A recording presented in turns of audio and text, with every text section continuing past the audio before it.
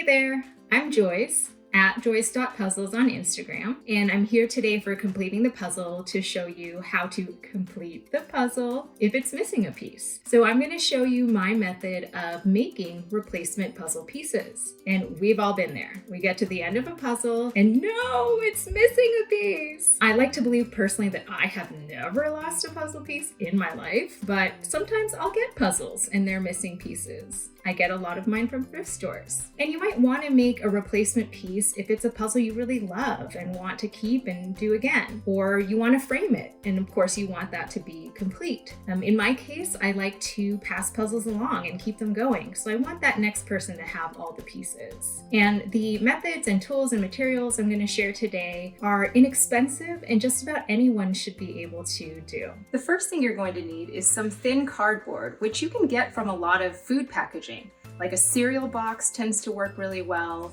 or pieces from a cake box. Some people like to use chipboard. It's actually a thick piece of cardboard that very much mimics puzzle piece material.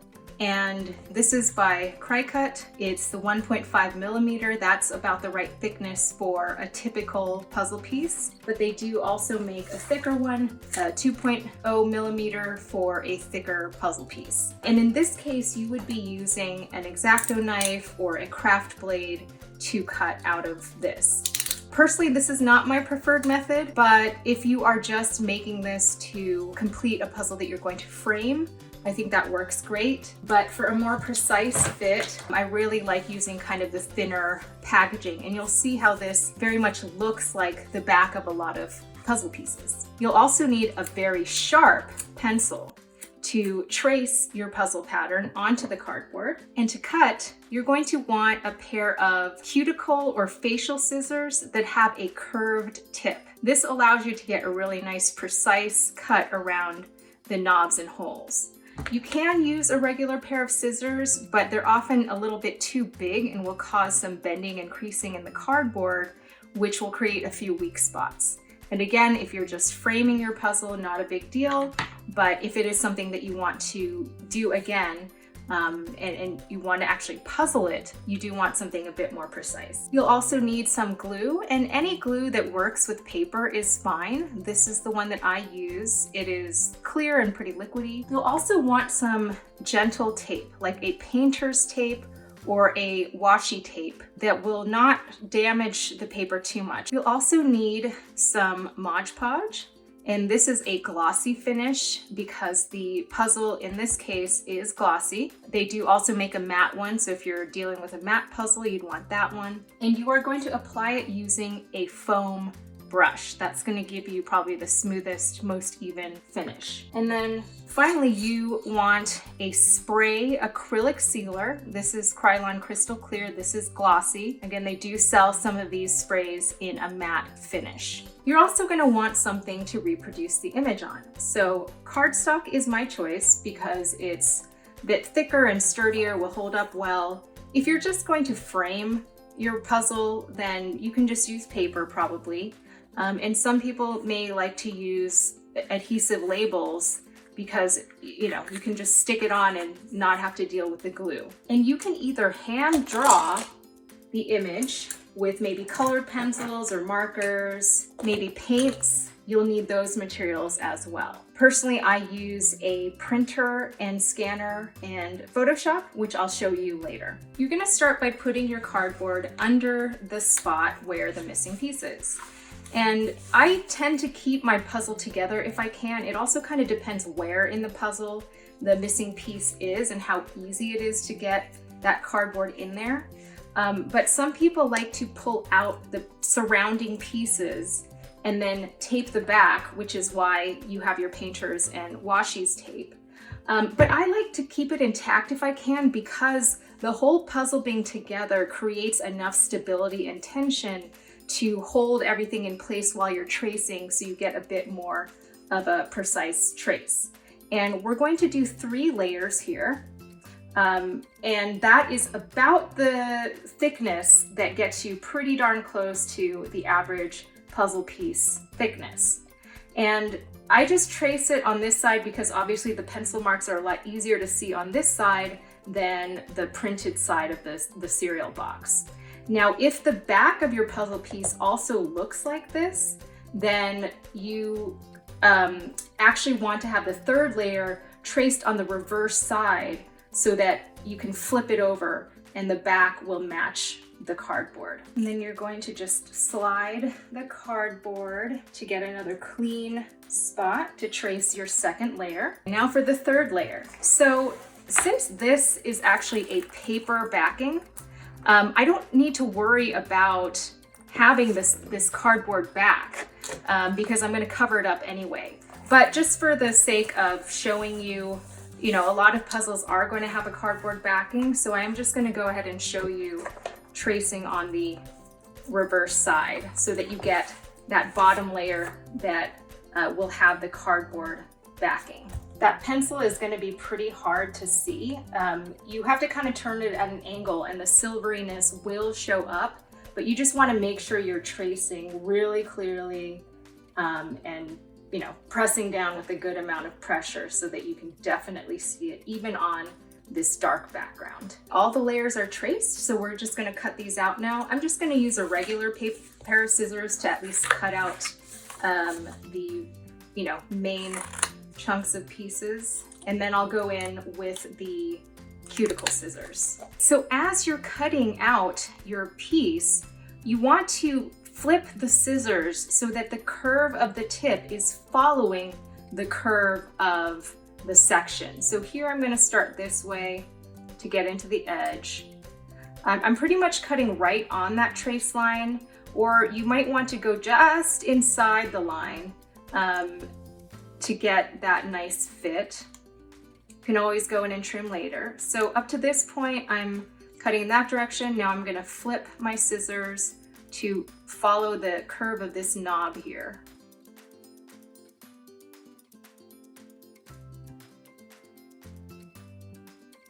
So that's all our layers. So now you want to test them to test fit. So I'm just gonna pop that in here. That fits in pretty nicely. So it looks like no trimming needed there. That layer also seems to go in pretty nicely. And then let me check this final one here. Yeah, that fits pretty well without any tough edges, but that doesn't always happen. Sometimes I do have to trim a little bit. Now that we have the structure of our puzzle piece, we're going to reproduce the image here. This is going to be a little bit of a tricky one because the lines are so sharp and the colors are so flat. So color matching is going to be really tricky and it can't really hide behind anything. For an image that is more textural or has variation in color, it kind of blends in a bit. If you're going to frame your puzzle standing back, people probably won't notice. But for those who are wanting to puzzle this again or give this to somebody else to puzzle, they are going to be looking a bit more closely and you might want to try to get a closer match. So to do this, again, you can hand draw this. I have hand drawn some, but if you want to scan, Photoshop and print, which is what I do, you want to take out the pieces surrounding the missing piece, and you want to go at least 2 pieces deep on all sides. So I'm going to go ahead and start pulling out these pieces gently. It's quite a tight fit. So it is starting to fall apart, so I'll go ahead and show you. You basically want to flip it to the other side because you're going to tape the back to hold it together when it goes into the scanner. And then we're going to go ahead and grab our painters or washi tape to go on the back to hold this all together while I move it around. And you want to make sure that no tape covers over the opening of the missing piece. Otherwise, that will pick up in the scan. And sometimes people do this step first, pull it out, and then they trace on the cardboard to make their pieces. Again, up to you, whatever works best. In addition to scanning that section of pieces, to get the reproduction of the image where the missing piece is, you want to scan either the box or the poster, depending on what you have, In this case, it has both. But what I noticed here was the color on the box and the poster are actually quite different. And so I want to pick the one that is closest to the image on the puzzle, and that's the poster. So I'm going to end up scanning the poster. First, I'm going to scan our section of pieces. And that is going to give me the shape and size of that opening of the missing piece that I can match. And now I'm going to scan the poster.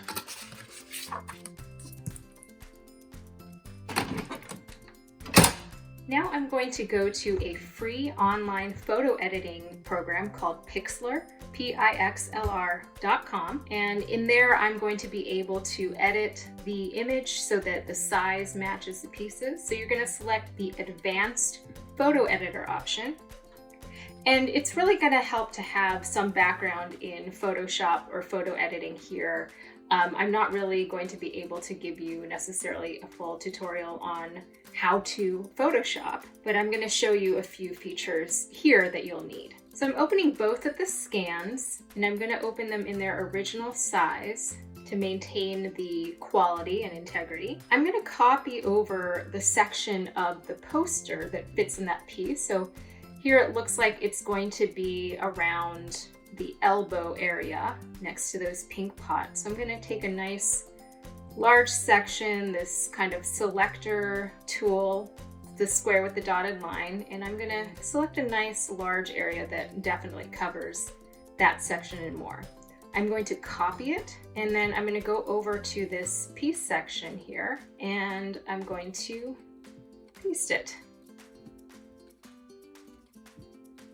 And then I can take this section that I've just pasted and going over to the layers here on the right, I can change the opacity. So if I reduce that, you'll see that it becomes somewhat transparent. And so I can see both the piece and the poster kind of at the same time to see where they line up. So I'm going to go to about a 50% opacity. And then I'm just going to start roughly resizing to try to get it to the same size and to match what we're seeing here on the original piece. Sometimes you'll need to rotate it just a tiny bit. And then I just go back to the image opacity to kind of toggle back and forth between the original with and without. That's looking pretty darn good. Okay, so I'm happy with that. Now it's a matter of kind of matching the colors. I mean, the color is pretty close. It's gonna be really hard to get the exact color. And when you put the sealer on it, it's going to change yet a little bit more. So I'm going to lighten this a little bit to kind of give that space or leeway. That feels like a lot. So, and then again, just kind of toggle back and forth between the original just to see. I think I might actually put it a little bit more. So yeah, we'll give that a try. Let's go ahead and print that. I'm gonna go ahead and save that.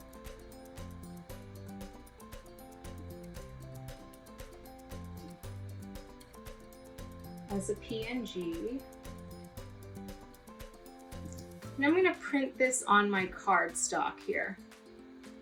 That's printed on my cardstock here. So now you're going to take your printout and the piece section and line it up so that you know exactly where the image should be.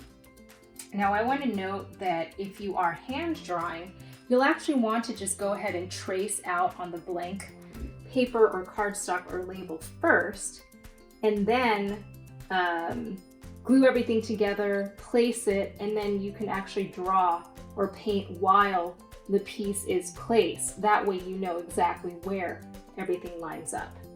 So if you're using this method, you want to be really careful when you trace not to have stray lines, because if you try to erase on this, it's going to start removing some of that printed image. So just be really, take your time and be careful. And then actually the next step is you're going to put your Mod Podge on it. This is going to be a protective layer, and you're going to apply it with this foam applicator, just a little bit, and a nice thin even layer. And try to not do that many strokes, because the more that you kind of mess with this, the more it'll start to lift the printed image off of the paper and rub off. So we're going to let that dry, and then we're going to cut it out. And you can actually cut through with just the nice thin layer of Mod Podge. It's not going to be a big deal here. And the reason that I do this first is because if I were to cut this out and then glue everything together and then try to put the Mod Podge on it, there's some curves that are created that then you won't get a nice even layer and distribution. The Mod Podge will start to bunch up or collect a little bit more heavily in certain areas.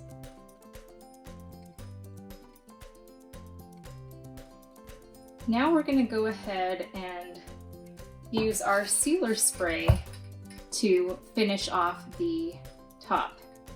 And why not just Mod Podge, and why not just sealer spray? So if you just use Mod Podge, it leaves some brush strokes, but also there's a little bit of a tacky feel, and it's also not glossy enough to match the gloss of the puzzle itself. So the spray is going to add some of that gloss. But why I don't use just the spray alone is because when I do that, it often soaks a lot into the paper and then it discolors it a lot.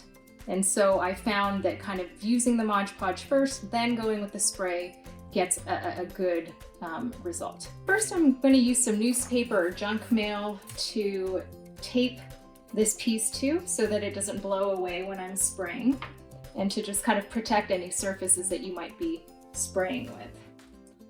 So I'm going to go ahead and take a little piece of my painter's tape here and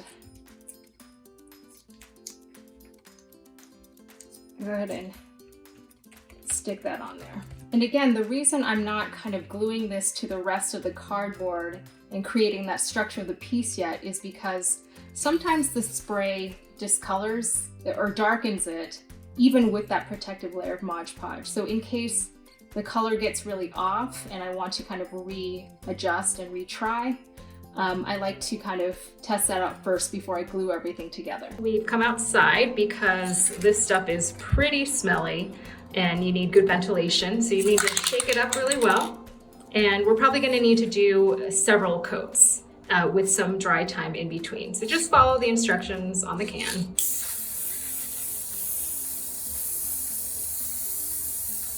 So while we're waiting for that to dry, we're gonna go ahead and match the back.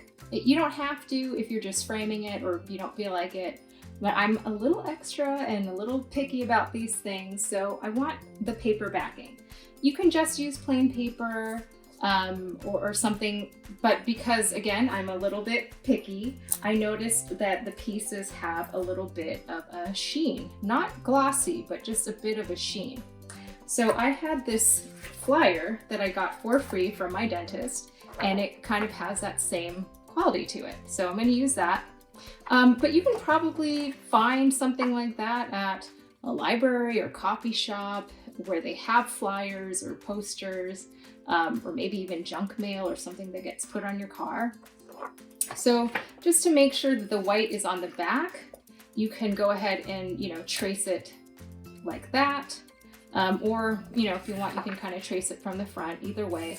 But I have gone ahead and done that, and I'm just gonna cut that out. So testing this, I am gonna need to trim it down a little bit. So gonna go ahead and do that. Now all our layers are ready, so all that's left to do is to glue them together. So I'm gonna lay down some newsprint just in case of any stray glue, and some tissue to wipe up any extra glue. So I'm just gonna go ahead and start with the bottom layer and glue them on one layer at a time. And just make sure as you're gluing them that you are lining up the layers carefully. And one last little thing that I like to do, which is not necessary, but if you notice the tops of puzzle pieces are a little bit indented down at the edges where the die cut has pressed down. And so I'll just take the handles of my cuticle scissors and just kind of press down along the edges of the piece to kind of mimic that effect. All right, and we'll just let that dry a little bit, and then we'll be ready to place the piece. All right, let's go ahead and place our piece. There it is. I mean, not perfect, the color is a bit off, and if I had more time or felt like it, I may have fiddled more in the photo editing and tested a few printouts to get the color right, but I'm pretty happy with that.